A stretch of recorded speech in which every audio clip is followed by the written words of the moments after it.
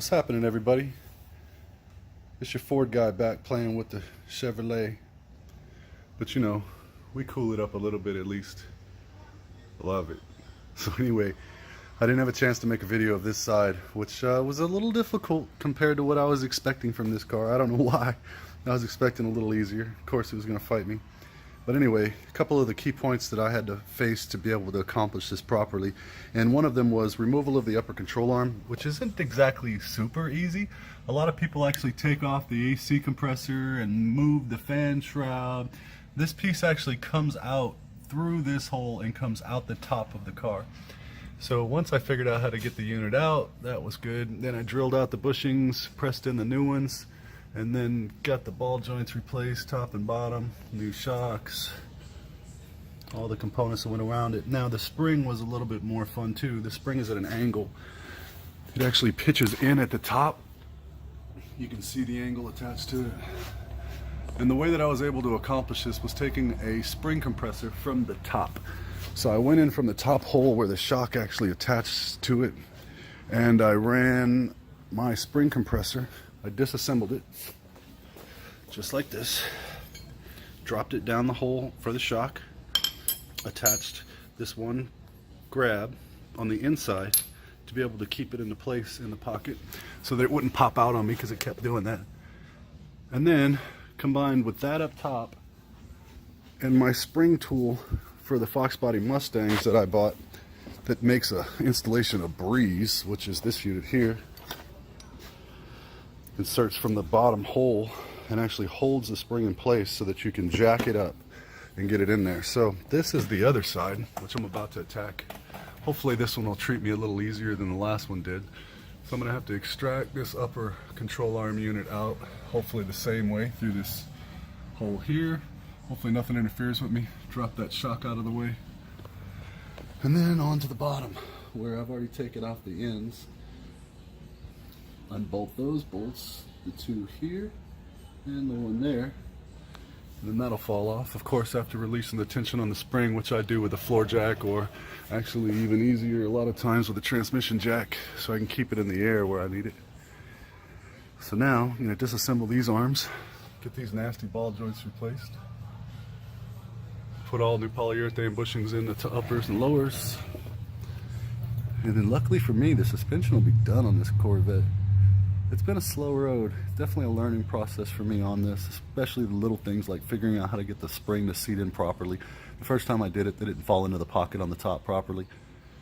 Another trick that I was learned through my research, in order to align these springs, because the factory ones definitely are, you know, top and bottom specific, and then they have the position in the control, or in the control arms themselves, where the springs actually get clocked to mount properly. And when you look inside your pocket from the bottom, you'll actually see a hole. And there's only one on the top. And what I did was I dropped a bolt down from up here, down underneath, straight down the pocket, and then orientated the spring until it hit that, and then I knew I was in the right location. Now in the bottom pocket, a lot of people also like to just go ahead and install it to where the pocket is with the drip hole, but that's not the right way to do it.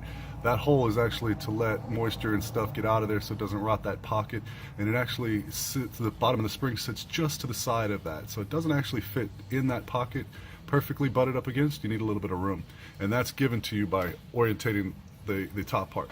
So once you get that set in there right with the screw, like I say, or a bolt, whatever, just something to stick down to stop the springs from spinning, then you know you're in the right location. That's when I dropped down, took the shock out, dropped down the all thread some people use, I use this spring compressor, and just grabbed it enough to pinch one side to keep it in place. So this is it. This is the last side, thank God. And then I'll be able to wrap this old monster up, throw the exhaust back underneath of it, and get it to the alignment shop. Also, another thing I ran into when I was playing with this side, I'll have a video and hopefully be able to splice that together, get an edit in here somehow, but where the lower control arm mounts to the car itself, what you can see here, let's see, right there. So this area right here was actually separated from the K-member, from the frame section, so it was loose and it obviously had gotten broken at some point, so we went ahead and welded that back together.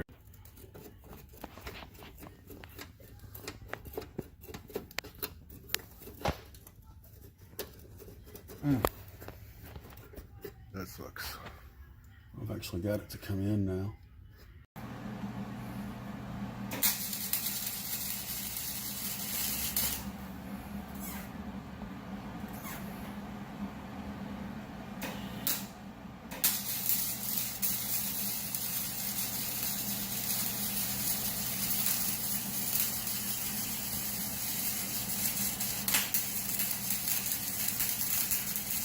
Check those fuel lines.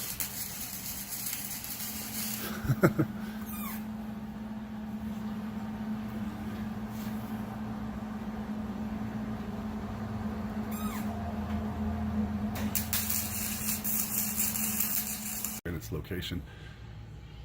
Very strange damage. I'm guessing it looks typical. I mean, God, I don't know what could have caused it. The car's pretty nice. It doesn't look like it's ever been hit. No suspension damage whatsoever. I mean, the thing is super straight, so I'm assuming just over time it has given up the fight. So it might be something to consider when you're doing yours. Make sure that your that piece is not busted loose. Now it's there forever. So the only thing left on this side is to bleed the brakes and get this subframe, or the strut tower, the end links installed back in the sway bar. And then this side will be done, thank God. Oh yeah, and put on the tie rods, which I'm still waiting for. Shipping is super slow on the parts. But that's where she's at now. In order to get this control arm on the passenger side out, I actually removed the air intake system, which gave me enough access to remove it without actually having to take off all of the components that go along with it. And I was able to extract it right here. So took all the bolts loose and took a lot of wiggling to get it out. It went in easier, but that's how it comes out, straight from the top through this small little hole all the way out. I don't know if it's possible to get it out. I tried to get it out from the fender well, didn't want to play along with me, so fortunately for me I was able to get it out without having to take apart the air conditioning system and all the other components. Would have added a substantial amount of time, labor to the job. So this is the update. As you well know if you're following along, we've already got the rear completely finished. All new bushings. Everything's changed out back here, new shocks, all polyurethane. Bottom's been painted on it, clean, detailed.